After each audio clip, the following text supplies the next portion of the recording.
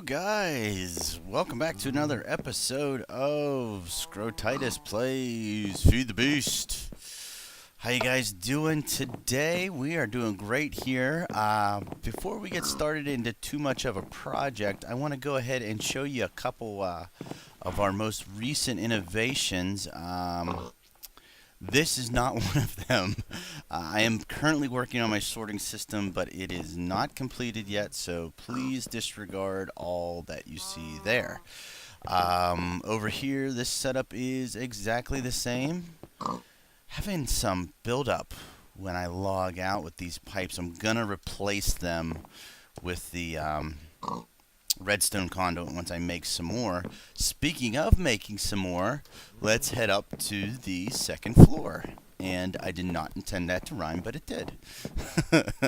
So, second floor. Oh, wait. That's the sorting machine that I'm still working on. I'm not going to record that one unless you guys want to see it. Mainly because I already covered that at my other base on the other server. So, alright, so here's our third floor. Things are wide open up here. And you'll see some pipes and some engines. Kind of peculiar, right?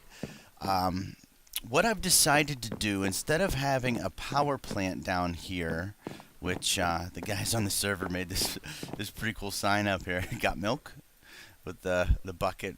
The spilling water. I like that. That's going to stay up for a while. But instead of doing a power plant down here like I mentioned last episode with having a bunch of the biogas engines here and running them all off of each other, or I'm sorry, not running them off of each other, but having them all having all the power produced here and then moving it along all over the base with the redstone conduits, what would happen is we would slowly lose power the further away it traveled along those lines. I don't know if there's a way to reset it, and what I mean by that is if you use EU power and you have cables, you can have them flow into a bat box and then have it flow out of that bat box then and sort of resets the current. With these redstone conduits, I don't know if there's a way to do that. So my brainchild was, instead of running the power throughout, we'll run the lava and the milk throughout. And that's what you see running up the sides of the building here on the outside. We've got a lava tube and a milk tube. And each floor, they have an entry point right there and right there. Nothing on the bottom because that is our blue electric level between the thermopiles down in the basement and the solar panels out front. That takes care of the first floor. So the second floor, we've got our lava and our milk. So the reason for that is we got things that are going to need power. Namely, one thing on the second floor, we've got these biogas engines, which have already gotten lava. I ran the Magma Crucible down there to get some lava into these engines. We need to get the milk now, so I don't know if you guys are familiar with using tanks and getting fluids in and out. I actually had to do a little bit of reading, and these liquid duct pipes, which I forgot my crescent wrench, or crescent hammer, I forget which it is. We'll look when we pick it up. I always forget it behind whenever I'm going to do things. It's not in there. It's over in this chest, I believe. Nope. In this chest, I believe. Nope. This one. Nope. This one. Nope. Okay. Does anybody know where my crescent hammer is? Anybody? I think maybe... Did I leave it in the chest up here? Is it in this chest? It's in this chest because I was using it. Nope. It's not in the chest. Oh. Sorry about that, guys. Skype call. Alright. Is it in this chest? It better be because I don't have any other chest. There it is. Okay. So, when you put down this liquid duct pipe, I didn't know this, but now I do, and so I'm going to share my knowledge. That's the outflow. That's the inflow. You know the difference because those arrows point out.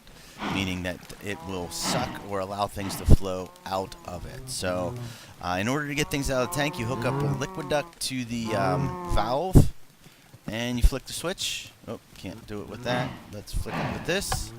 And voila, guys, milk is running up our tower.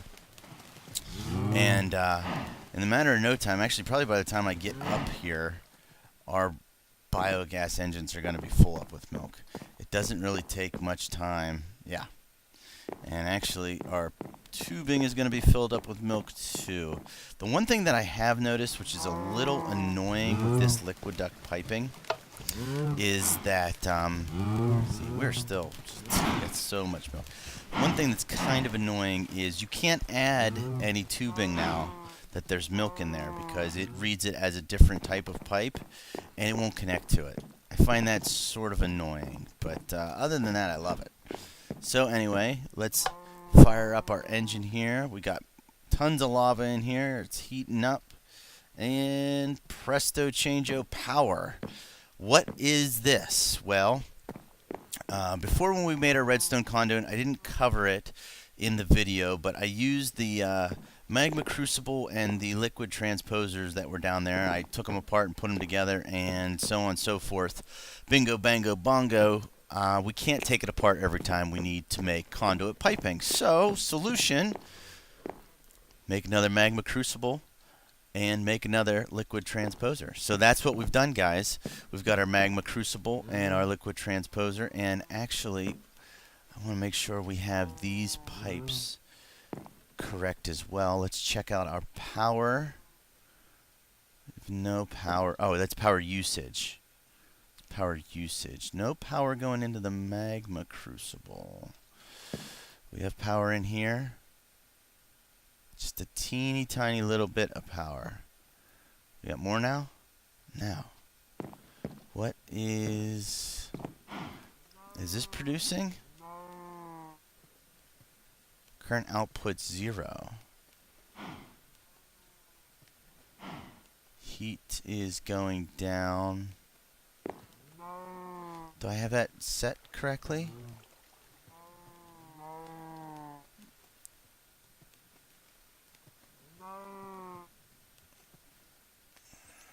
Current output 0, and our heat is dropping. I think orange is what we want that to be set on, isn't it? Oh wait, here we go. We've got a little bit of power in here, not a lot. You know what? Let's take that out and give that some time to fill up with some juice. I wonder. I don't have enough this is the last bit of redstone conduit pipe that we had, unfortunately. So, what you need to do to make this stuff, by the way, is you need your energy conduit piping. That is made through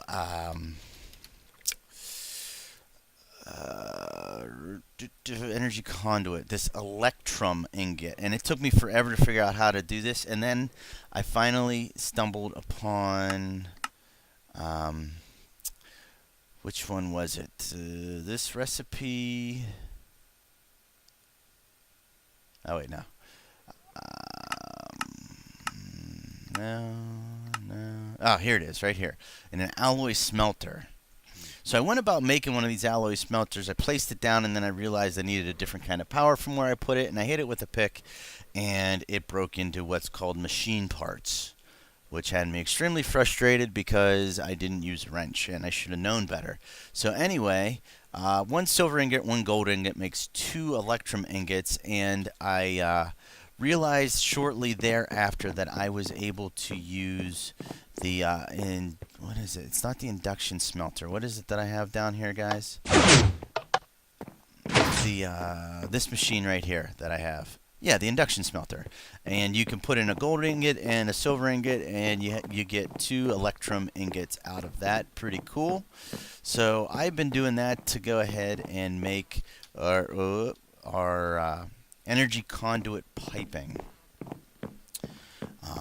And then the only thing really that's left to be done after that is to infuse it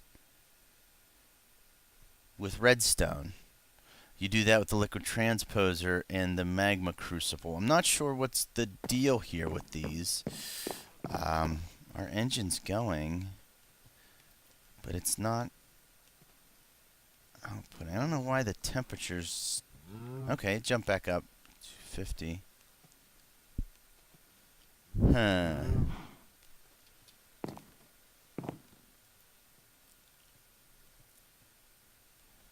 Power usage. It's not using any.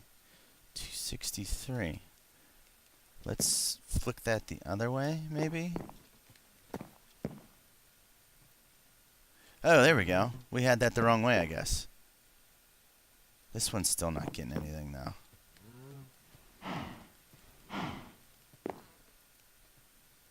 Oh. I did not realize that that turned that as well. Why isn't... Okay, it's getting a little bit more.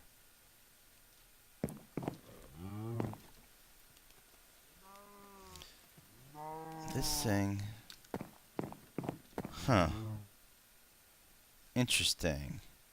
So anyway, you put your redstone in here, and what we need to happen eventually is for our redstone to be liquefied in here, and we have it set up so that the output is on the right hand side, and the blue is our input, which is this way, and it should fill up with that liquid redstone in here. And then we'll put our energy conduit there, and it should give us the redstone energy conduit there. You know what? I'm not going to mess around too much more with this. It may just be that this biogas engine runs that slowly.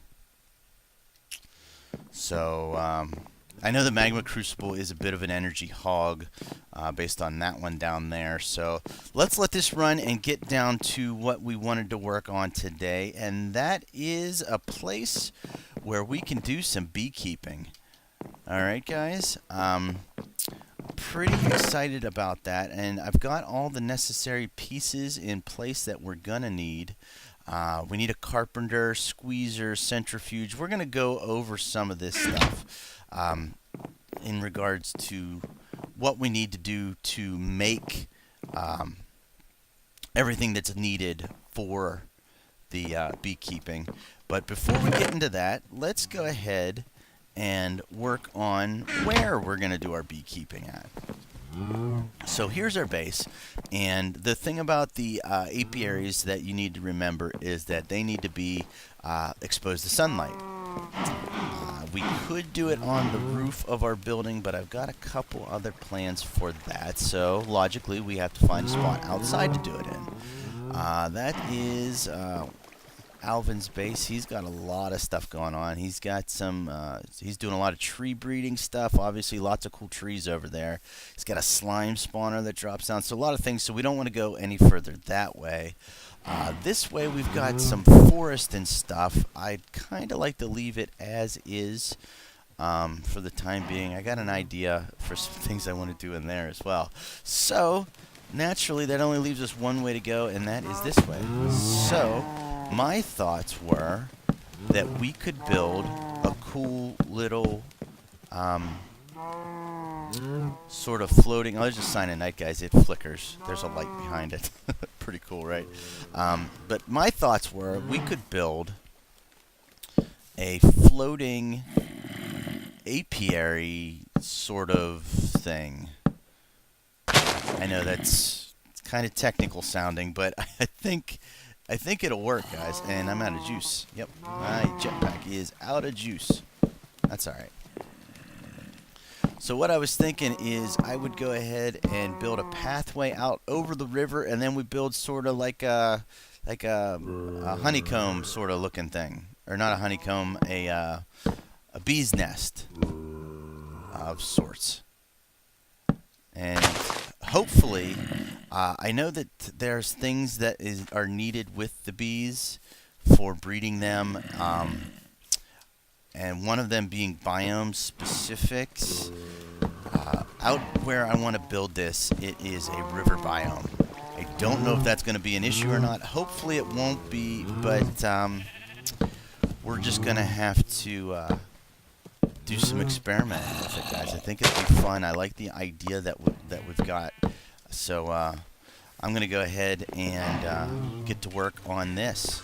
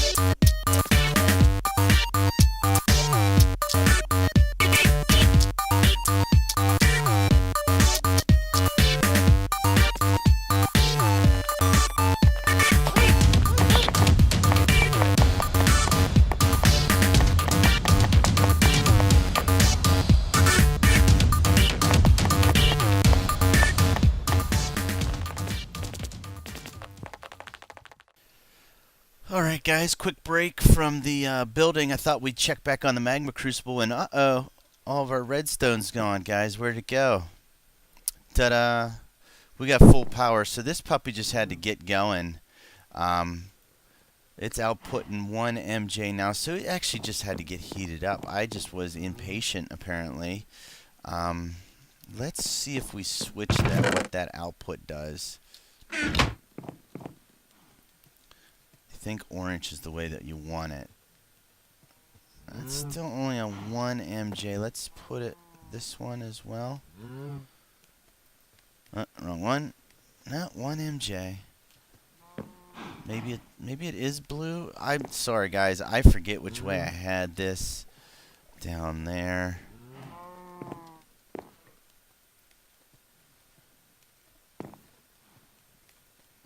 One MJ. I don't know.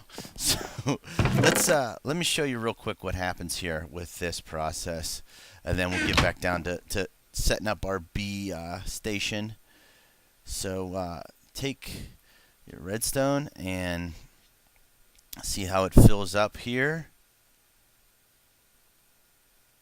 Okay, that then comes up over here. Let me take this out.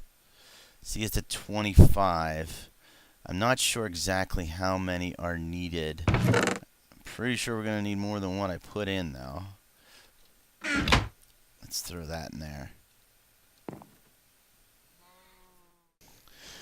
Alright, guys, so we've got 275 MB of our liquid redstone.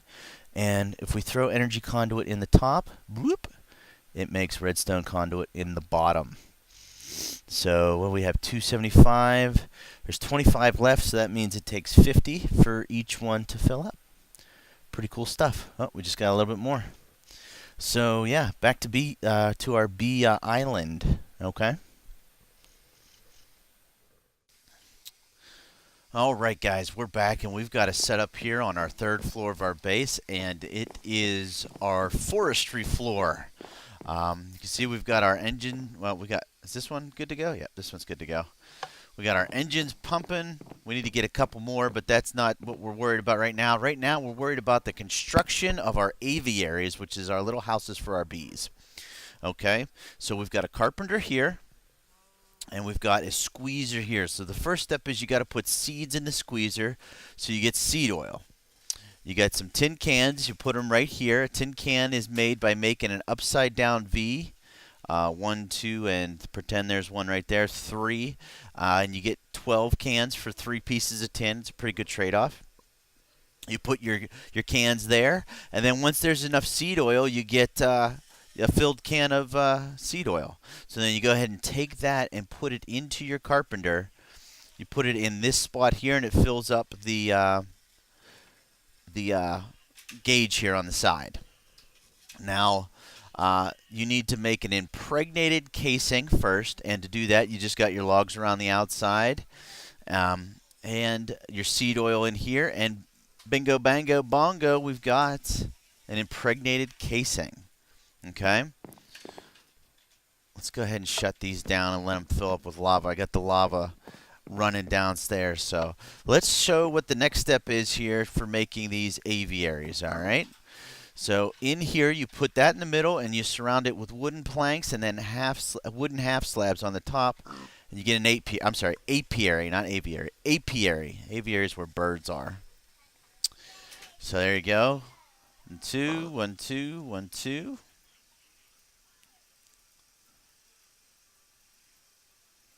And there we go. So we've got 5 to start with, guys. Let's head on out.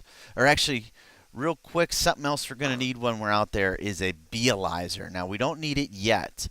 We'll need it for when we get our first bees.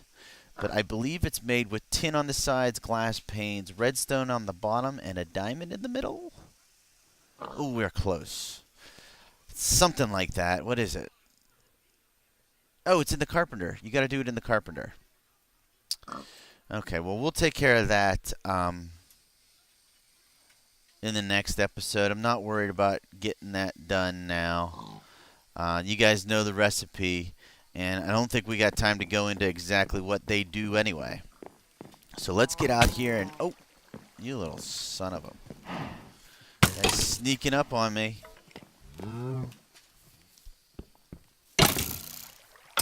We need to kill him, though, because we need... Oh, man, he didn't drop arrows. That's all the arrows we have. So anyway, guys, here is our beehive house. I don't know what we're going to call it yet, but I tried to make it look like a beehive, something you'd find in a tree. Kind of cool with the alternating colors. So anyway, let's go ahead and plop down our apiaries. Put one here. Put one there. And then we'll just do in the diamonds. I want to see. I think we double check this, and they're all in the forest biome. So we're not going to get anything different until we branch out. And for fun, maybe we will do that. We'll go 1, 2, and put one right there. Because this is, I believe, the river biome? Yes.